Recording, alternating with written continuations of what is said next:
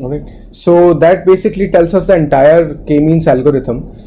So couple of things to note here about this algorithm is that when we go to the next slide, that first of all we need to think about how will these points be initialized. One way is to choose random points, random cluster centers in the first iteration, before the first iteration, and then just proceed from there. So one possibility is random initialization, which I talked about in the previous slide. Okay. The other possibility is that each cluster center should be very far away from each other. So this would be pick furthest points, and by furthest points I mean these are subsets of the training points that's or the sample points themselves that are given to us. So a rough or a greedy method would be pick any point, pick first point randomly, okay, pick next point that is furthest,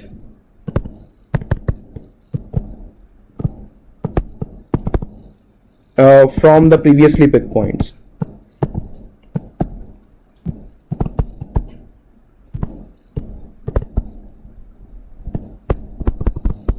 Okay, so these are some different ways of doing the initialization. The challenge comes when the number of dimensions is very large, then picking the furthest point becomes a little bit of an issue, because we are doing that distance measurement using Euclidean distance, and Euclidean distance sometimes is not a good measure of nearness or how far points are in high dimensional spaces. But sometimes we don't have anything better than Euclidean distance, so usually we just use Euclidean distance. Later in the lecture I will also talk about how the transformation of variables can change how clustering is done. Okay. So complete k-means algorithm, we already looked at the entire algorithm, but let's look at the stopping criteria of the k-means algorithm. Right. So first of all, know that the k-means algorithm will not update to will never have an update where the average sum of squared distances is more than the previous iteration. That will never happen. Right? So we can actually prove it whenever we are computing a centroid of a given set of points. In the next iteration, because the membership itself is based on minimum distance, it will never increase the distance. So that is the outline of the proof. So whenever we the second part is that because we are assigning a membership to each point, there are only finite number of ways in which we can assign that membership. To be more specific, if we have n points, each point can have one of k memberships, so we will have k to the power n different total memberships that we can have. Okay, so k is the number of clusters and n is the number of data points. So because the membership, if the membership doesn't change, the criteria of k-means clustering will not change. So it will always stop within a finite number of iterations. Okay, or within a finite number of iterations, you will have no change in the cluster assignments. Consequently, you will have no change in the average distance of points from their nearest centroid. Okay. Now, however, this k to the power n can be a very large number. So we still stop the clustering at a point where we have no appreciable change in the sum of squared distances of each point from their cluster center. So that could be an arbitrary stopping criteria based on some tolerance epsilon. The last thing to note is that once we are running this k-means algorithm, we are not guaranteed to find the absolute minimum sum of square distance, not guaranteed to be optimal. Right, so this algorithm is only a greedy algorithm and it is not proven that it will always find you the minimum distances, sum of squared distances. Okay, so these are some of the things to keep in mind. One thing that we don't know about these points is that how to choose k. So these issues remain, how to choose k. And second thing is that why should we do hard clustered assignment? Why can't we do soft cluster assignment? That means that each point has can belong to more than one cluster. Maybe it belongs more to one cluster than to another cluster. So this basically takes us to another type of clustering, which is fuzzy C-means clustering, very similar to K-means clustering, except that the membership criteria is not going to be hard, right? So if we want to visualize this in 2 dimensions, what we will have is that if we have a bunch of points here and we have a bunch of points here, the clustering membership will basically give us a hard boundary. Okay, it will give us a hard boundary like this between the 2 clusters, right? If k is equal to 2, if k is equal to 3, perhaps it will give us another hard boundary like this. Whereas in fuzzy C-means, basically you can think of some contours that are sitting here, where the center of the contour is highest membership for that cluster, but then there is another set of contours that are sitting here, and each point can belong to more than one cluster. The sum of its membership to different clusters will be 1. However, it can have fractional membership to any cluster, and that seems more useful to us initially, at least when we don't want to do the hard assignment, and it sometimes leads to breaking of escaping from the local minimas in the clustering objective. So basically what we do is we want to minimize a weighted sum of square distance as opposed to sum of square distance. In K-means it was sum of square distance. Here we are doing weighted sum of square distance, where the weight is some weight wij to the power m. Okay, and this m is greater than equal to 1.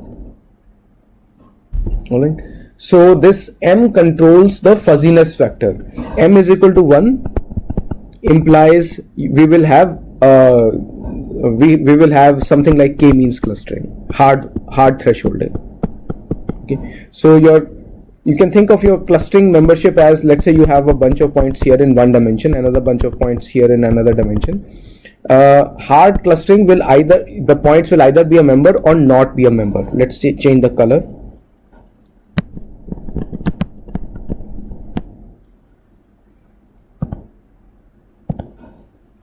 In hard thresholding, the points will either be a member or not be a member. This is x1, this is membership. Okay.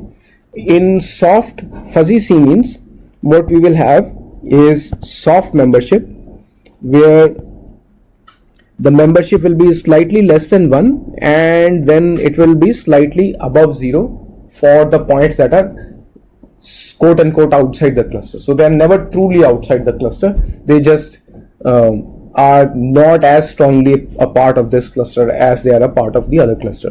So now what is that weighted membership function? A popular choice of that is that we take the distance of the ith point from the jth cluster center. Again, it's a centroid. All right, and we take its ratio with that of another cluster, and we sum it over all clusters and raise it to the power 2 divided by m minus 1. Okay, and this whole thing is in reciprocal, it's raised to the power minus 1. So the intuition behind this is that, let's say if m is equal to 1, then then basically what we are doing is we are raising this term to the power infinity. When we raise it to the power infinity, it becomes the weight becomes sort of like an L infinity norm, and it will only be applicable to those points where the point is closest to the cluster center. So that will it's like a reciprocal of the L infinity norm, infinity norm of the reciprocal of the distance, of the 1 over distance. So it will take the one where the distance is the minimum, and it will assign all the weight to that, and it will not assign weight to the other clusters, and then it will become sum of square distances.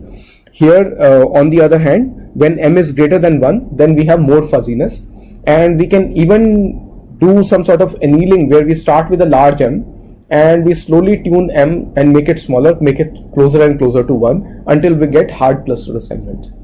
To visualize this, let's look at this image and look at all the pixels in the image. These pixels are dark, these pixels are light, and light pixels have high value, high intensity value like here, and dark pixels have low intensity values like here. So let's say we want to segment the objects in the image based on their intensity value. We want the dark flower to be part of one segment, the light flower to be part of another segment, and the intermediate grass blades of grass here to be part of a third cluster. So let's say we start with C is equal to, or the number of clusters is equal to 3. And once we have done the cluster, the entire clustering algorithm, where it's very similar to k-means, except that what we will do is we will recompute the distances based on we will recompute the membership to be based on we'll recompute the centroids based on weighted sum of the points that are in the cluster. And what we see is that once we do the clustering, we have 3 different clusters: the red cluster, the blue cluster, and the green cluster. And the red cluster has the darkest points, the blue cluster has the brightest points, and the green cluster has intermediate points. And the membership function looks like the following. It's never truly 1, it's 1 for only like a certain set of points, and this is for a particular m value, and then it fuzzily drops off. Similarly, it is high for intermediate points for the second cluster, and it is high for brighter points for the third cluster, but it never truly is 1 for more than a single intensity value. So with both k-means and c-means, we have a certain prior assumption over clusters, and that assumption is that these are equal sized isotropic hyperspheres. What does that mean? It just means that if we have 2 dimensions, we assume that clusters are balls of equal size, circles of equal size. In 3 dimensions, they are balls of equal size, and in n dimensions, they are equal size hyperspheres. And what I mean by isotropic is that the distance measurement in any direction is the same. Okay, so this is the assumption of k-means and fuzzy c-means. In both this criteria, you cannot have one small ball and one large ball. This does not happen, and neither does this happen that the balls are squished in certain directions. Neither of these two happens. Okay, so that's a drawback, because not always we would want all the points to be lying within a hypersphere, and that too of an equal size. Right? Sometimes you can have points that are more spread out in one cluster, and now some of these points will start to belong to the other cluster with both k-means and fuzzy c-means. So why is it so that we have this prior? The prior comes because of this criteria that we are using, xi minus cj, and we are taking its Euclidean distance squared, and we are trying to minimize this. Okay, we are minimizing this over sum of all I and j for all the I points that belong to j, or a weighted sum in the fuzzy c-means, where we don't look at membership as a 0-1 function, but as a some value between 0 and 1. So the membership will be between 0 and 1. So just to recap, for fuzzy c-means, whatever weight that we will get, so if we get wij, the membership will be wij, and then sum over all wij. Here it will be k, rather we'll use a different index, all ik for summed over all k. So this will be the membership of ith point to the jth cluster. But the same assumption that these hyperspheres are equal size also applies to fuzzy c-means, because ultimately it is the centroid computation is based on Euclidean distance, where the Euclidean distance is isotropic in every direction, and the membership is it behaves similarly for any point in space. The Euclidean distance behaves same from this center as well as this center. But we may not always want it to be like that. We may not always want cluster membership to be like that. So there are an alternative set of approaches called density based clustering. An example of to motivate that would be the following. If you look at the blue points and the green points on the screen, you can see that they don't form hyperspheres of equal size. They don't form circles of equal size. In fact, one of the set of points is not even a cluster, is not even a circle. It is actually in this C shaped, whereas let's change the color here. So this almost looks like a circle, but this doesn't look like a circle. It looks like a C shape looking in the other direction, or a boomerang shape. Yet it seems obvious, at least for some applications, that these are two separate clusters and their shapes are quite different. Their sizes or spatial extents are quite different. So this is where density based clustering is useful. Basically, what we mean by density based clustering is probability density of points. So we have this x1 space and we have this x2 space, and we have some joint distribution of x1 and x2 from which these points are sampled. So we have p of x1 x2, right? But we don't know p of x1 x2 exactly. We just have samples from that space, which are the dots that you see on the screen.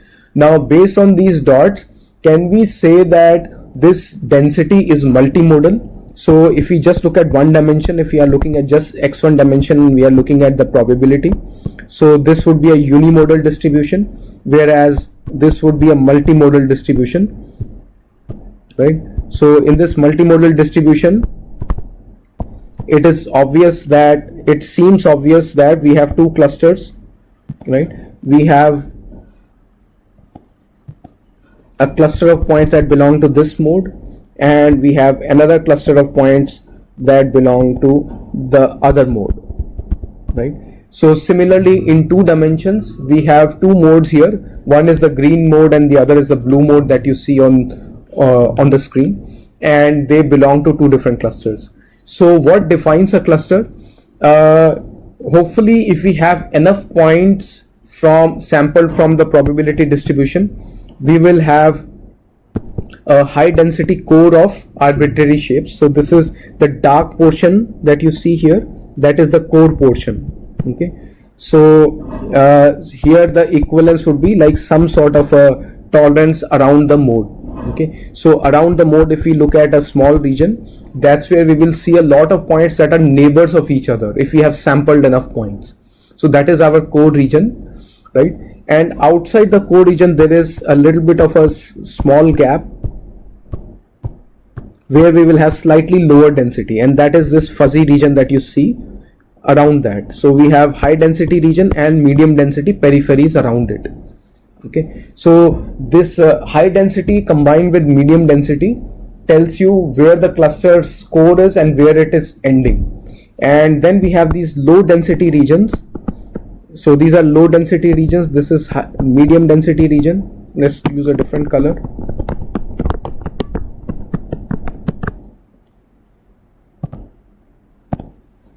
So high density core is here, the medium density is here, and low density is here, right? So this high density core region is here, the medium density periphery is here, and the low density regions are here.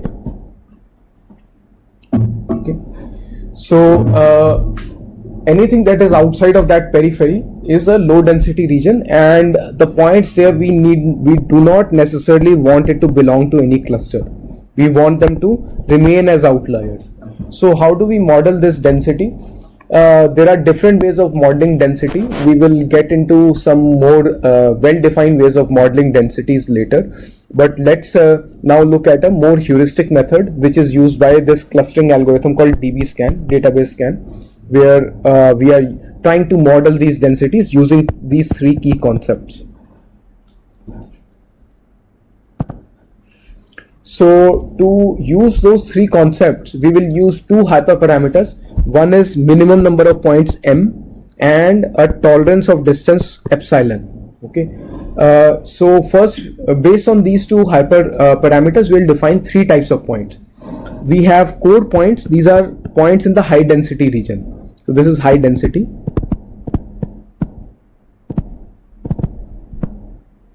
Okay, these are points where any point, if we pick any point, let's use a different color so that it's visible. So if you look at a core point, it has, so let's say our min distance is 2. Okay, our min number of points is 2. Okay, it has at least 2 points that are within a radius of epsilon. So at each point I will draw a radius of epsilon at each point. So at each point I'm drawing a radius of epsilon. Within that, if I find m points, then it is a core point. Okay, so that means it is from the high density region. So we have to decide what is epsilon. Epsilon is this radius. This radius is epsilon. All these radii are epsilon. Okay, so if I find m points within the radius epsilon, then it is a core point. It is from a high density region. On the other hand, if I can reach some point from a core point with steps that are less than epsilon each, then it is a reachable point. This is medium density. They lie, we assume that they lie in the medium density region. All the points that for which there is no neighbor within the epsilon radius, that is an outlier, low density. Okay, now what is a cluster? Cluster is basically set of core points and their reachable points that are within an epsilon distance of either another core point or another reachable point. So we could have a bunch of points here, and we could have a bunch of points in that are somewhere else. Let's go back to that example that we had earlier. So here, these core points,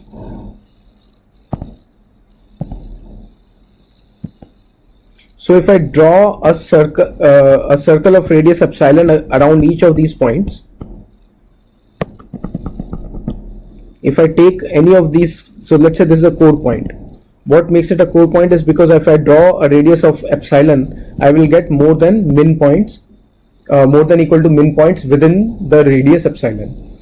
Now, if I look at a reachable point, I don't have, let's say, 2 points within an epsilon radius, but there is a path that connects it to the core point by hopping over other reachable points or by hopping over the core points. Okay, so this hopping behavior lets me reach there. But if I draw an epsilon radius around this point, then there is no other point in the vicinity. So these are all outlier points. Similar type of behavior, similar type of analysis I can do here on the other cluster. So all these points are somehow related to each other through a hop of epsilon each, and they have at least one core point, and all these are related to each other through a hop of epsilon each, and they have at least one core point. So these are the two different clusters.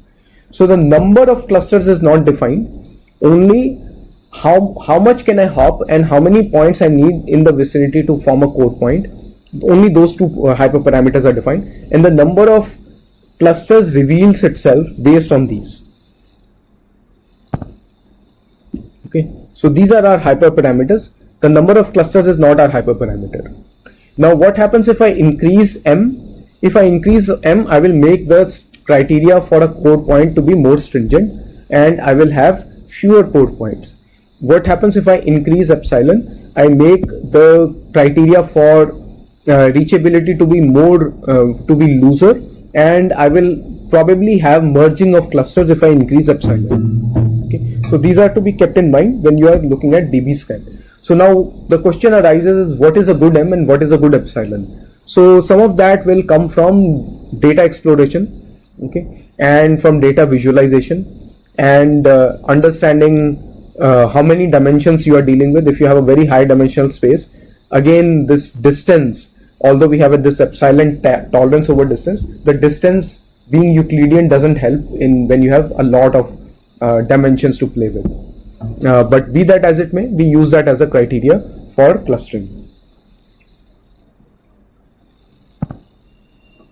Okay, so here's a complete algorithm in a crude sense. There are ways to make it more efficient that we will not get into, but the core algorithm is like this, that for each point, so this is the first phase where we are trying to form the sort of like a adjacency matrix, adjacency discovery. What does this mean? That we are trying to find between all pairs of points. So if you have n points, then n choose two points, pairs of points. We are trying to find which points are adjacent to each other, which means that which points are within a radius of epsilon of each other, and we are trying to count the number of neighbors of every point. So we are trying to form sort of a graph. So basically what we are saying is that if you have points like these, and then you have another set of points that are like this,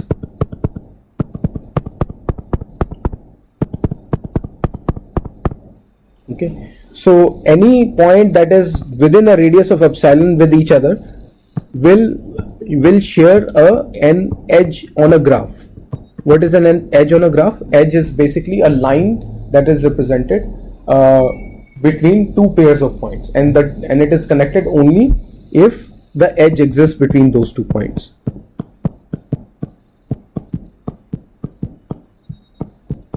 So what is special about these lines? All these lines are less than epsilon. Okay, all these red lines are less than epsilon. So we are trying to do this adjacency discovery on the data points. So for each sample xi, okay, and each other sample xj, we can probably make it more efficient, but let's start with this. Mark j as a neighbor of I, okay, if distance between I and j is less than epsilon. All right, increment the number of neighbors of ni of xi. Okay, so we are also counting the degree of each vertex. What is degree of each vertex? How many other vertices it is connected to, how many neighbors it has. All right, so this is the adjacency discovery phase, and then we will do the marking phase. So for each sample xi, if the number of neighbors is greater than or equal to m, that means the degree is greater than or equal to m, then mark it as a core point. If the number of neighbors is greater than 0, okay, so this would be else if, and this will be else if, then mark it as reachable. Okay, so any core point that has degree greater than 0, any non-core point that has degree greater than 0 is going to be a reachable point. Okay, and all that are left which are not reachable, okay, where the degree is 0, these are outlier points. Right. Once we have done that, the third phase is that we will find out all the clusters. So this is marking points, this is the marking phase, and the third phase is the cluster discovery.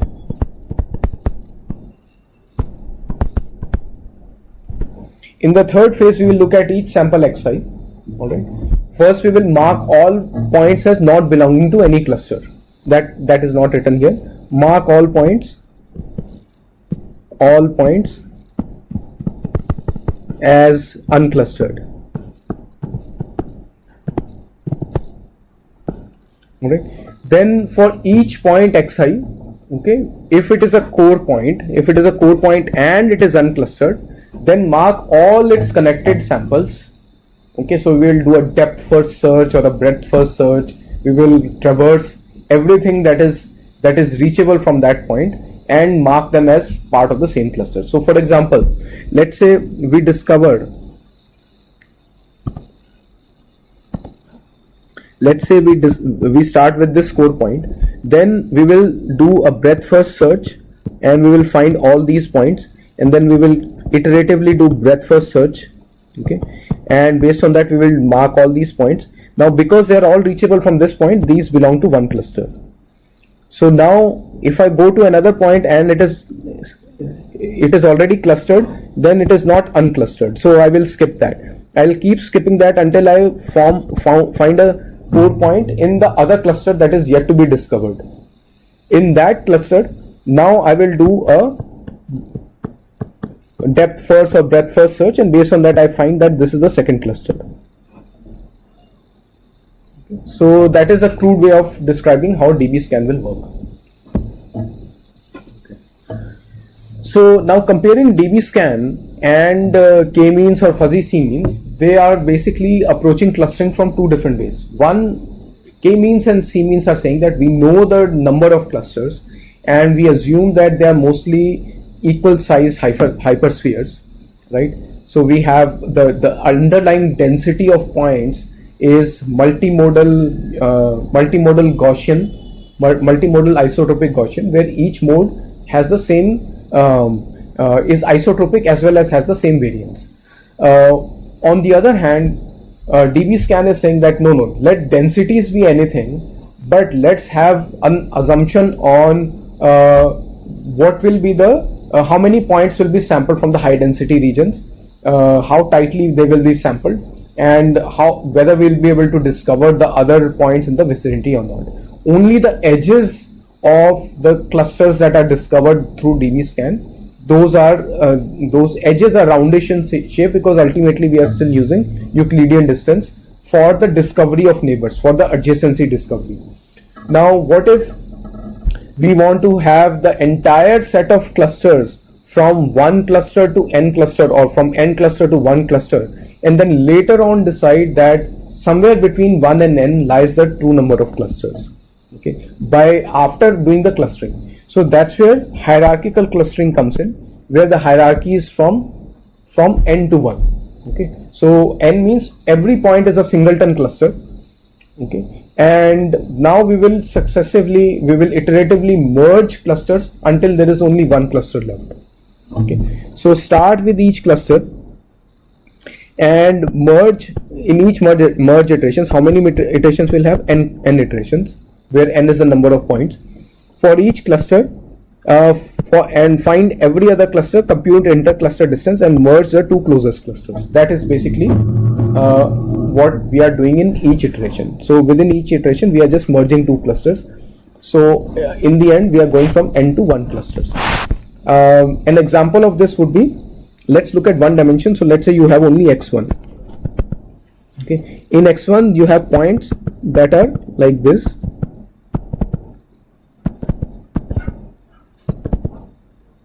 Alright, let's take this example.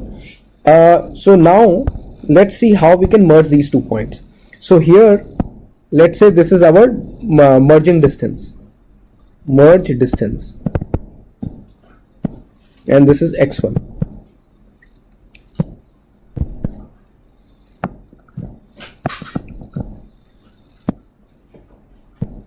Okay, so when your merging distance is 0, right, then no cluster will be merged, all clusters will be separate. Okay, so for each cluster we basically start a line going upward when the distance goes from 0 to some other distance. So when this distance between two closest points, right, when we reach that from 0 to that distance, this is the min distance, then these two points will merge, and we will draw that with a horizontal line. Meanwhile, these 2 points have not yet merged, they will keep going. Okay, so after some time the two nearest points, they will merge, but these two will not merge. These two will continue, and these will continue. Then these two will merge, and this will continue. Okay, and then we will reach a distance where these two will merge, and then we will continue, and after a long time these two will merge. Okay, and it will continue, and after a long time these two will merge. Okay, and then if we keep increasing the distance threshold, then basically after that we have one cluster. So here we had n clusters, here we have one cluster. Okay, here we have n clusters when the distance is 0, and we have one cluster when the distance is infinite.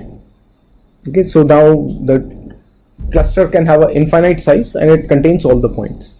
Okay, so here this kind of a diagram is called a dendrogram. Okay, and this dendrogram is sort of like a tree, where at each level we see if I draw a horizontal line at any level. So let's take another color. So if I draw a horizontal line at any level, so this is my clustering distance criteria.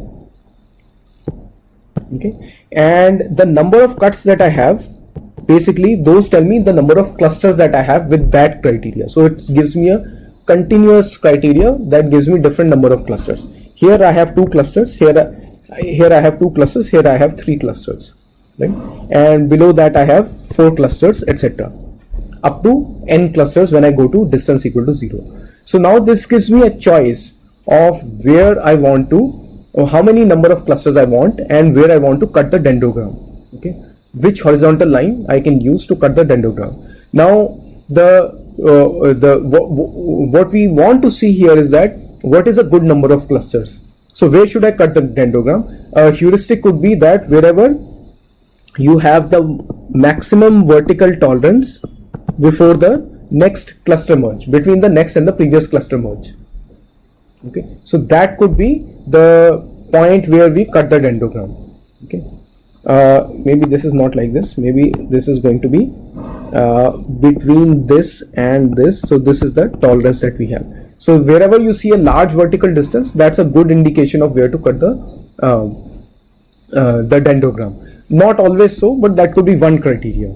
Other criteria could be that we also take into account how many points are being merged and so forth. Okay, so there are a couple of things that emerge here, that whenever we are looking at the smallest possible clusters, which is n clusters, each point being in its own cluster, then within that cluster the variance of the points is 0.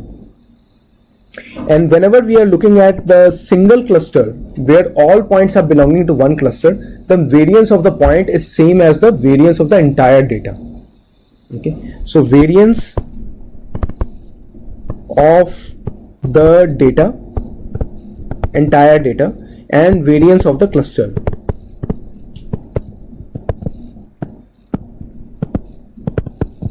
Okay, so these are two different metrics to keep in mind. We'll look at their interplay in deciding the number of clusters.